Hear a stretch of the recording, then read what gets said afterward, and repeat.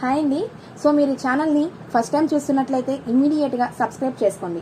అలాగే ఈ వీడియోని లైక్ చేయండి, షేర్ చేయండి అండ్ ఆల్సో కమెంట్ చేయండి. సో మోస్ట్లీ ఇప్పుడు ట్రెండింగ్గా ఉన్న వర్క్ ఫ్రమ్ హోమ్ ఆపర్చునిటీస్లో Forever Living Products company మనకి ఫస్ట్ ఉంటుంది. And first and the best company ఏదైనా ఉంది అంటే అది only one and only Forever company. అయితే ఈ కంపెనీలో కొన్ని కోట్ల మంది జాయిన్ అవుతున్నారు. మంచి ఇన్కమ్ ఎర్న్ చేస్తూ మిలీనియర్స్ అవుతున్నారు. హౌస్ వైఫ్స్ కూడా మంచి మంచి మిలీనియర్స్ అవుతూ ఎవ్రీ మంత్ మంచి ఇన్కమ్ అనేది ఎర్న్ చేస్తున్నారు. అయితే ఈ వర్క్ లోకి ఎంటర్ అయిన తర్వాత వాళ్ళకి ఒక ఐడియా వస్తుంది. దాని ద్వారా పర్చేస్ చేసుకుని వాళ్ళు వర్క్ అనేది స్టార్ట్ చేస్తున్నారు. అయితే వాళ్ళకి ఇన్కమ్ స్టార్ట్ అయ్యేటప్పుడు వాళ్ళకి అమౌంట్ అనేది మనకు క్రెడిట్ అవ్వాలి. సో ఆ ఇన్కమ్ ఏదైతే క్రెడిట్ అవ్వాలో అది క్రెడిట్ అయ్యేటప్పుడు మనకి కొన్ని అకౌంట్ డీటెయిల్స్ అని యాడ్ చేయాల్సి ఉంటుంది. అయితే ఆ అకౌంట్ డీటెయిల్స్ అనేవి ఎలా యాడ్ చేయాలి, మనకి ఏ బ్రౌజర్స్ లో మనం ఓపెన్ చేసుకోవచ్చు అనేది నేను మీకు ఇప్పుడు ఈ వీడియోలో చూపించడం జరుగుతుంది. అయితే ఫస్ట్ మీ దగ్గర ఏవైతే బ్రౌజర్స్ ఉన్నాయో క్రోమ్, గూగుల్, కోకో బ్రౌజర్లో మీకు కొన్ని బ్రౌజర్స్ ఉంటాయి కదా, ఆ బ్రౌజర్స్ ని ఏదైనా మీకు నచ్చినది ఒక బ్రౌజర్ ఓపెన్ చేయండి. ఓపెన్ చేసిన తర్వాత మీరు చేయాల్సిన పని ఏంటి అని అంటే మీరు ఫస్ట్ వెబ్సైట్ అనేది మీరు టైపింగ్ లో ఇవ్వాల్సి ఉంటుంది. సో మీకు ఇక్కడ క్లియర్ గా నేను చూపిస్తాను చూడండి. నేనైతే క్రోమ్ ఓపెన్ చేస్తాను. క్రోమ్ లో చూపించినట్లయితే ఇక్కడ మీకు క్లియర్ గా నేను చూపిస్తాను చూడండి. సో foreverliving.com అనే వెబ్సైట్ ని ఓపెన్ చేయండి. ఇది ఓపెన్ చేసిన వెంటనే foreverliving.com అనే వెబ్సైట్ మీకు ఇంటర్ఫేస్ అనేది ఈ విధంగా ఉంటుంది. సో ఈ ఇంటర్ఫేస్ లో ఇక్కడ మీరు ఎవరినైనా జాయిన్ చేయాలంటే జాయిన్ మీద క్లిక్ చేస్తారు. లేదు వెబ్సైట్ గురించి ఏమైనా తెలుసుకోవాలి అనుకున్నట్లయితే ఈ అబౌట్ మీద క్లిక్ చేసి వెబ్సైట్ గురించి మీరు తెలుసుకుంటారు. లేదు మీ అకౌంట్ ని మీరు ఓపెన్ చేసుకోవాలి అనుకున్నట్లయితే ఇక్కడ మీరు చూసుకున్నట్లయితే లాగిన్ అనే ఆప్షన్ కనబడుతుంది కదా, ఈ లాగిన్ మీద క్లిక్ చేయండి. ఈ లాగిన్ మీద క్లిక్ చేసిన వెంటనే మీరు ఇక్కడ FBO ఐడి అయితే మీకంటూ జాయిన్ అయినప్పుడు మీకంటూ ఒక ఐడి నెంబర్ అనేది ఇస్తారు. సో ఐడి నెంబర్ ఏదైతే ఉందో అది మీరు ఇక్కడ ఎంటర్ చేయాల్సి ఉంటుంది.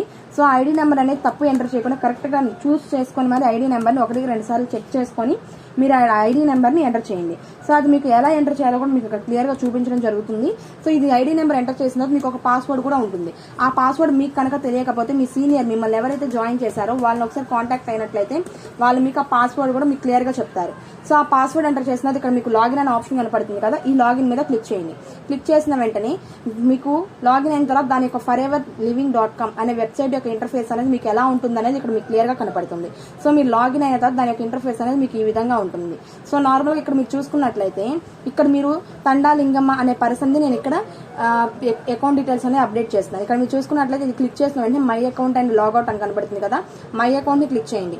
ఇది క్లిక్ చేసిన తర్వాత ఇక్కడ మీరు చూసుకున్నట్లయితే KYC documents and bonus information clear కనబడుతుంది కదా, బోనస్ ఇన్ఫర్మేషన్ మీద క్లిక్ చేయండి.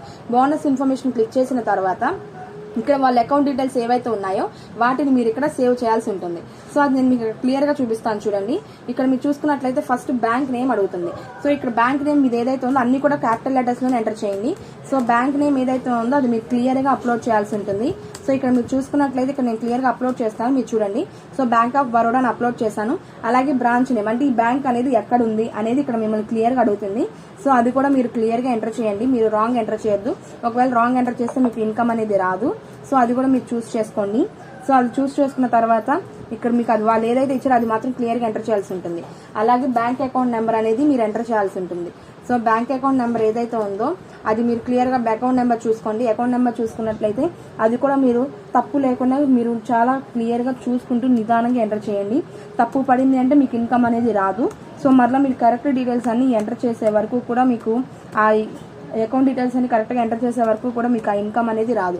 సో మీరు దాన్ని చూస్ చేసుకొని మీరు క్లియర్ గా 1-2 సార్లు మీరు చెక్ చేసుకొని మరి ఎంటర్ చేయండి. అయితే పక్కన మీకు బ్యాంక్ అకౌంట్ నెంబర్ వెరిఫై అని కనబడుతుంది కదా, ఇక్కడ మరలా మీరు అది ఎంటర్ చేయాల్సి ఉంటుంది. సో ఇక్కడ మీరు చూసుకున్నట్లయితే నేను మరలా ఎంటర్ చేస్తున్నాను.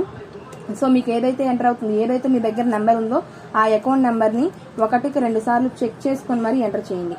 ఎందుకంటే మరలా చెక్ చేసుకొని ఎంటర్ చేయకుండా ఉన్నట్లయితే మీరు రాంగ్ ఎంటర్ చేస్తే మీకు ఇన్కమ్ రాదు. మరలా మీకు ఇదే ఎందుకు రిపీట్ చేస్తున్నాను అంటే చాలా మంది ఇది మిస్టేక్ చేస్తున్నారు. సో ఆ ఇంటెన్షన్తో దీన్నే మీకు ఎక్కువగా చెప్పడం కూడా జరుగుతుంది. సో అది మీకు క్లియర్గా ఇక్కడ నేను చూపిస్తున్నాను. నెక్స్ట్ MICR కోడ్ ఉంటుంది. అది మీ బ్యాంక్ అకౌంట్ బుక్ లోనే MICR కోడ్ అని క్లియర్ గా నోట్ చేసి ఉంటుంది. అది మీకు గనక లేకపోతే మీ బ్యాంకుకి వెళ్ళి అడిగినా వాళ్ళు మీకు క్లియర్ గా చెప్పడం జరుగుతుంది. ఒకవేళ అలా కాకుండా మాకు తెలిసి మేము తెలుసుకోవాలనుకుంటున్నాం అన్నట్లయితే మీ బ్రాంచ్ నేమ్ ఏదైతే ఉందో ఆ బ్యాంక్ నేమ్ ఏదైతే ఉందో ఇవి రెండింటిని తీసుకెళ్లి గూగుల్లో కొట్టినా సరే మీకు 2 వచ్చేస్తాయి. IFSC కోడ్ వస్తుంది.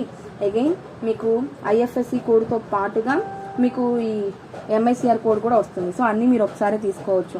సో మీరు 1-2 సార్లు ప్రతి డీటెయిల్ని కూడా చూస్ చేసుకుంటూ జాగ్రత్తగా మీరు ఎంటర్ చేయండి. జాగ్రత్తగా ఎంటర్ చేయకపోతే మీరు చాలా ఇబ్బంది పడతారు. సో దాన్ని మీరు జాగ్రత్తగా ఎంటర్ చేసుకుంటూ చూడండి. ఓకే. సో ఇక్కడ మీరు చూసుకున్నట్లయితే ఇక్కడ మీరు చూసుకున్నట్లయితే మీకు ఈ విధంగా ఉంటుంది అకౌంట్ డీటెయిల్స్ అనేవి. ఇలా అప్లోడ్ చేసిన